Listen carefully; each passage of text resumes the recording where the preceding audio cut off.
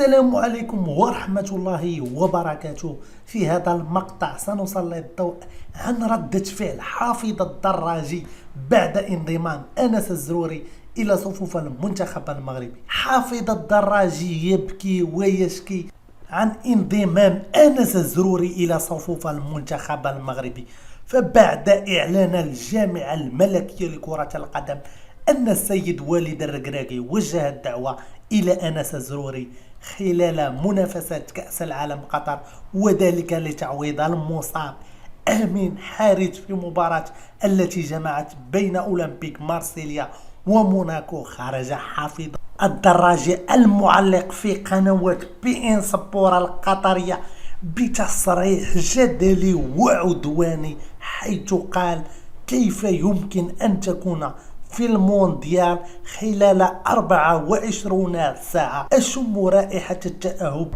واستغرب حافظ الدراجي بالسرعة التي استبدلت بها جنسية أنس الزروري وانضمامه إلى المنتخب المغربي، بالرغم من أنه لم يتواجد في القائمة الموسعة.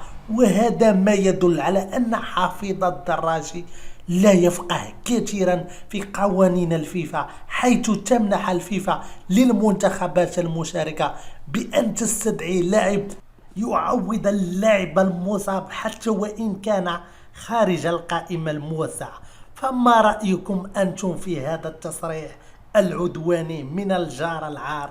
اتركوا لنا ردة فعلكم عن هذا التصريح، وبهذا قد نكون انتهينا. دمتم في رعاية الله.